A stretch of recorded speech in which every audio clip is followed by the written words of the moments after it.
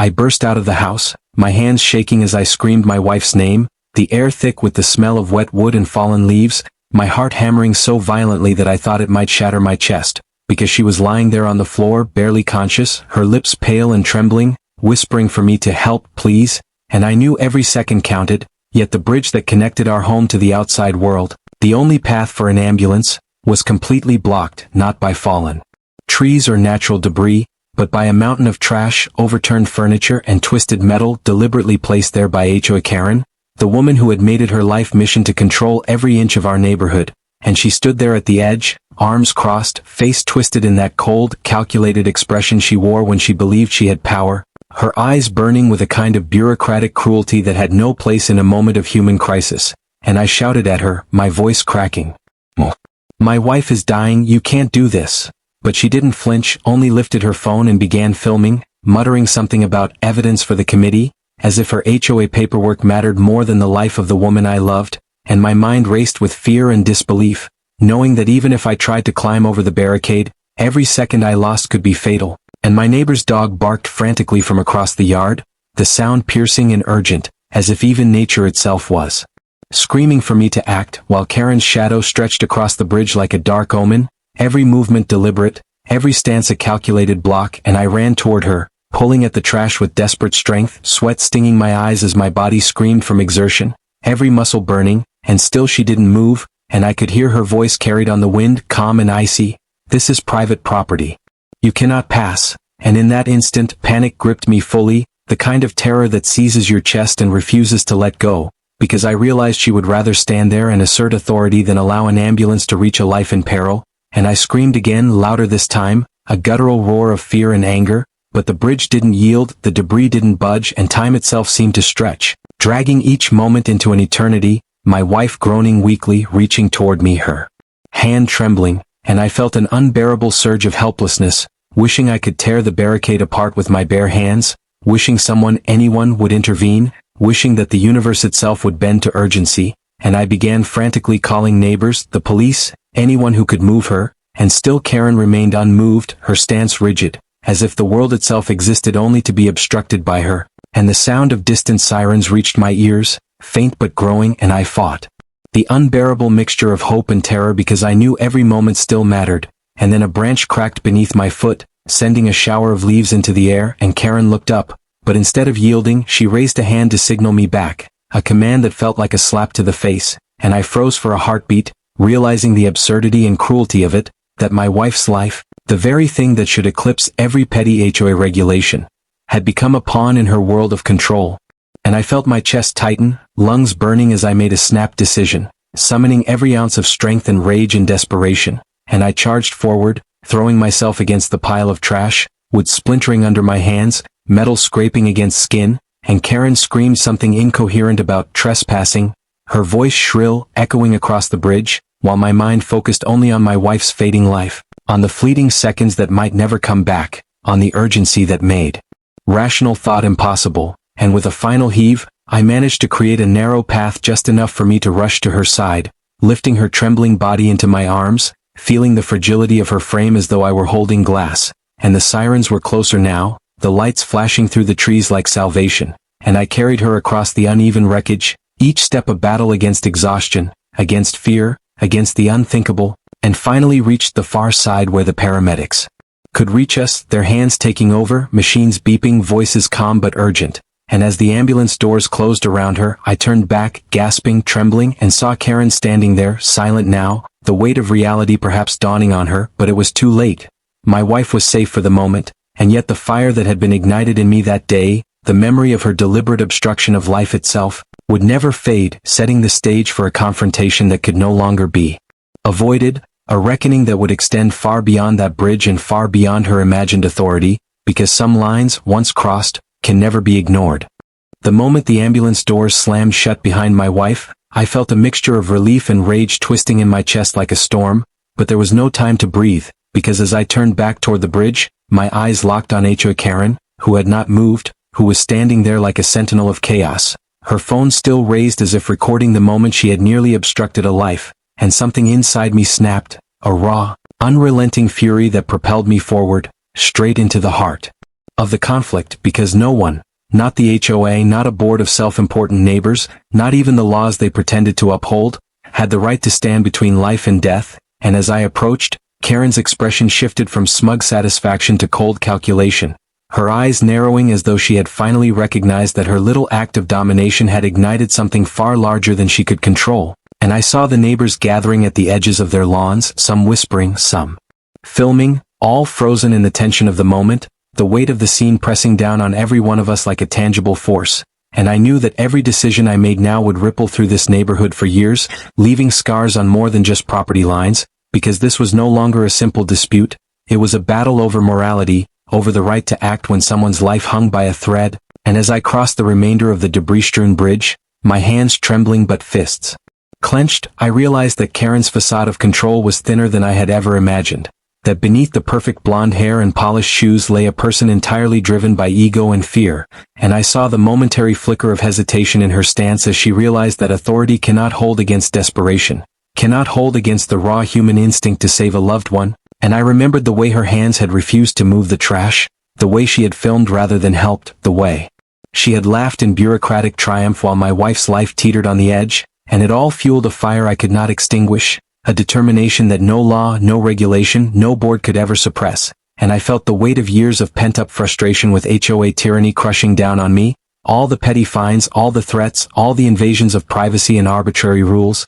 each one layering onto the last until this moment became not just about a bridge, but about reclaiming dignity and life itself. And as Karen's eyes followed me, I began speaking, my voice low, calm but edged with a dangerous resolve, warning her that what she had done could not and would not go unanswered, that obstructing an emergency was a line crossed into criminal territory. And I saw her swallow, hesitating, her carefully constructed armor cracking under the weight of reality, while a few neighbors shifted uncomfortably, murmuring to each other, sensing the shift in power, the undeniable righteousness in my fury. And I felt the adrenaline surge, my senses sharpening, the smells of wet leaves and rotting wood burning into my memory as I realized that I could turn this moment into leverage, into something that would finally make her understand that life is not a game of authority. And I began planning in my head, every step, every possible retaliation, every legal maneuver, every public exposure that could ensure she could never threaten another life again, while simultaneously making sure my wife received the care she needed. And the sirens of a second ambulance now approached, faster, closer, because I had called for backup in anticipation, knowing that her obstruction might not end with the first response. And as I watched the second team arrive, I saw Karen's panic subtly begin to emerge, a flicker in her posture, a tightening of her jaw, a twitch in her hands as she realized that her actions were now being documented by professionals trained to enforce the law, not just neighborhood rules. And in that instant I felt the intoxicating mix of fear, anger, and justice wash over me, a current so strong it made my head spin, because this was more than confrontation, it was accountability manifest. And I knew that in the coming days, weeks, and months, this bridge, this barricade, this moment, would become a symbol of everything wrong with unchecked HOA power, and I would be the one to make it right, to expose every loophole, every tyrannical overreach, every violation of human decency. And as Karen finally lowered her phone slightly, her face a mask of disbelief and rising dread, I realized that the fight was no longer just mine, but belonged to anyone who had ever been silenced, obstructed, or bullied by those wielding authority without conscience. And as I turned back toward the paramedics attending to my wife, I felt the enormity of what had just happened crash down on me, the emotional exhaustion mingling with an unrelenting drive to ensure this could never happen again. And I began to see every possible outcome, every angle of retaliation, every potential victory and consequence, my mind racing faster than my heart, while the sounds of the sirens, the whispers of neighbors, the rustling of leaves, and Karen's increasingly unsteady stance painted a picture of a neighborhood transformed in a single, terrifying, impossible moment. And I realized that the bridge would no longer be just wood and nails, but a battleground, a monument to courage under pressure, and a warning that no amount of petty HOA power could ever stand in the way of protecting life. And in that overwhelming moment, I swore silently, desperately, that Karen would learn, in the harshest, clearest terms possible, that obstructing life, even in the name of authority, carries consequences she could never ignore, consequences that would echo far beyond her manicured lawns, far beyond her committee meetings, far beyond her illusions of control. And as my wife was finally lifted into the second ambulance, the weight of fear, relief, and righteous fury coalesced into a single unshakable determination. I would fight, I would reclaim, I would expose, and I would ensure that no one, ever, would have to face the terror of life being blocked by cruelty again, because some lines, once crossed, demand justice. And the moment Karen had erected that barricade was the moment she declared war not just on me, but on the principle of life itself, a war I was ready to win no matter the cost.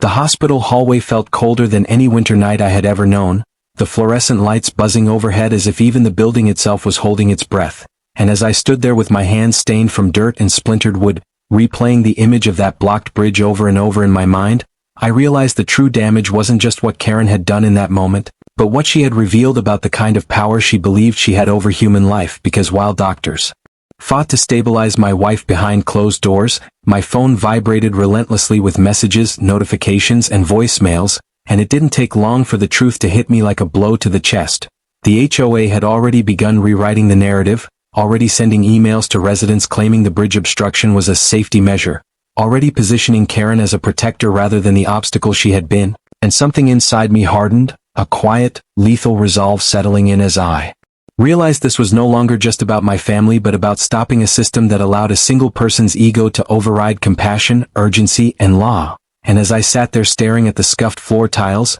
the sound of a heart monitor beeping faintly through the wall, I began gathering everything. Photos from neighbors, recordings from dash cams, timestamps from my emergency call, the paramedics' written statements, the exact moment the ambulance was delayed, and each piece felt like another brick laid into a foundation that Karen didn't realize she was standing on top of. And when a sheriff stepped into the hallway and asked me to recount exactly what happened, I didn't raise my voice, didn't exaggerate, didn't dramatize a single detail because the truth was already horrifying enough. A deliberate obstruction of emergency access, a refusal to yield, a life placed in danger for the sake of authority, and I watched the sheriff's expression change as the gravity of it sank in, the casual professionalism giving way to something sharper, something more serious, and I knew then that Karen had made a mistake she could never undo, because authority without jurisdiction collapses the moment it collides with the law. And as the night stretched on, word spread beyond the neighborhood, beyond the HOA mailing list, into official channels, into reports and logs that could not be erased with an email or a committee vote. And when my wife finally emerged from surgery, pale but alive, her hand squeezing mine weakly as she whispered that she thought she wasn't going to make it, the full weight of what almost happened crushed down on me so hard I had to step away just to breathe. And in that moment I swore that no apology, no fine, no quiet resignation would ever be enough, because the terror she felt, the fear that flickered in her eyes when help didn't come fast enough, was a debt that demanded accountability, not silence. And when dawn broke and I returned home, the bridge stood there like a scar across the land, partially cleared now, evidence bags marking where trash had been dragged aside, and Karen's house sat quiet, blinds drawn, her absence louder than any confrontation. Yet I knew she wasn't gone. She was preparing, strategizing, telling herself that she could still spin this, still intimidate, still bully her way out. But what she didn't understand was that fear had shifted sides, that the same neighbors who once avoided eye contact were now sending messages, offering statements, admitting they had been warned not to interfere, that they had been threatened with fines if they touched the barricade, and each confession tightened the noose she had unknowingly tied around herself. And as legal notices began arriving, as investigators returned to photograph the bridge, to measure access clearance, to document the violation of emergency easement laws, I felt a strange calm settle over me, because for the first time since we moved into this neighborhood, the power dynamic had flipped, and Karen was no longer the gatekeeper. She was the defendant. And when she finally confronted me days later, standing across the bridge she once guarded so proudly, her voice shaking as she claimed she was just enforcing rules, I looked at her and saw not authority but fear, not control but desperation. And I told her quietly that rules end where life begins, that no HOA charter grants the right to gamble with a heartbeat. And as she backed away, realizing that this fight had moved beyond intimidation into consequences, I knew Section 3 of this ordeal wasn't about retaliation. It was about exposure, about forcing accountability into the light, about ensuring that the next time someone calls for help, no bridge, no trash pile, no self-appointed tyrant would ever stand in the way again, because the damage done that night could not be undone, but it could be answered, and the reckoning that was coming would be built not on anger alone, but on truth, law, and the undeniable fact that one woman's obsession with control had nearly cost another woman her life, and that truth, once unleashed, could not be blocked by anything, not even the bridge she once believed she owned. The courtroom was silent in a way that felt heavier than any scream, and as I stood there listening to the facts laid bare one by one, I realized that this was the moment when everything Karen believed she controlled finally slipped through her fingers, because authority, when stripped of fear and illusion, has nothing left to stand on, and the evidence spoke with a clarity she could not interrupt, could not film away, could not bury under committee language as the emergency call logs were. Read aloud, the paramedics testified to the obstruction, the sheriff confirmed the violation of emergency access laws, and neighbor after neighbor stepped forward to describe how they had been warned, threatened, or fined into silence while a woman lay struggling to survive, and I felt my chest tighten as my wife's statement was entered into record, her words simple but devastating, describing the moment she realized help wasn't coming, the moment fear replaced hope, and I watched Karen sit rigid in her chair, her confidence eroding with every sentence, her authority reduced to a stack of papers that no longer protected her, and when the judge finally spoke, the words landed like a verdict not just on her actions but on the entire culture that enabled them, declaring the bridge a protected emergency easement, ruling the HOA's obstruction illegal, issuing fines that dwarfed anything Karen had ever threatened anyone with, and ordering her immediate removal from the board, and as the gavel struck, I felt something inside me finally release, not triumph, not satisfaction, but a deep, exhausted relief that justice had caught up to fear, and when we returned home, the bridge was open, cleared, reinforced, marked in bright emergency colors that no one could ever pretend not to see again, and neighbors gathered quietly not to celebrate, but to acknowledge what had nearly been lost, and as my wife stepped onto the bridge beside me for the first time since that night, her hand trembling in mine, I understood that this wasn't just about winning, it was about survival, about reclaiming the right to safety, about drawing a line that could never again be crossed, and Karen disappeared from the neighborhood soon after, her house sold, her presence reduced to a cautionary memory whispered whenever someone mentioned HOA rules,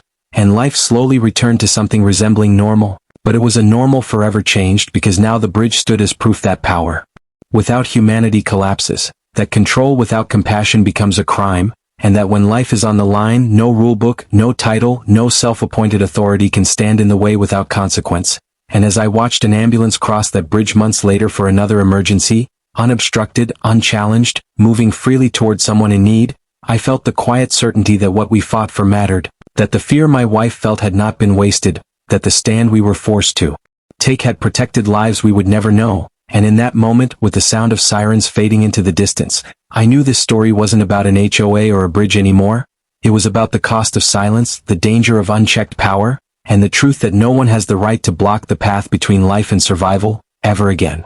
The real consequences didn't arrive with headlines or verdicts or even Karen's quiet disappearance from the neighborhood. They arrived slowly in the weeks and months that followed, in the subtle ways trauma embeds itself into everyday life, because even after the bridge was reinforced and officially marked as a protected emergency route, even after the HOA board was dismantled and rebuilt under county supervision, even after lawyers stopped calling and investigators closed their files, the memory of that night never loosened its grip, and every time my wife hesitated before crossing the bridge, every time an ambulance siren echoed in the distance, every time my phone rang late at night, I felt the same cold spike of fear surge through me, a reminder that safety is fragile when power goes unchecked, and my wife, though physically healed, carried a quiet weight in her eyes, a shadow that surfaced when she spoke about how close she came to not making it, about the moment she realized help was being delayed not by fate but by a person who chose control over compassion, and watching her struggle with that truth hardened something inside me,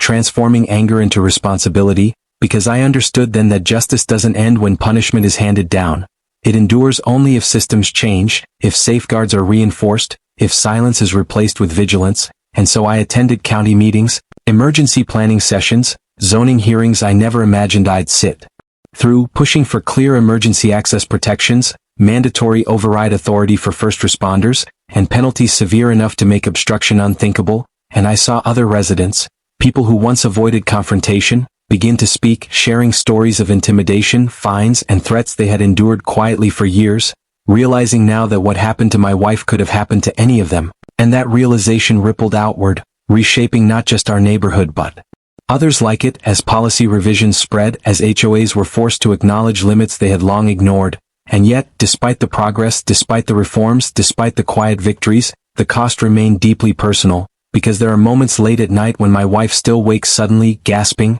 convinced she's back on that floor, convinced help won't come in time, and I hold her, grounding us both in the present, reminding her, and myself, that the bridge is clear, that the path is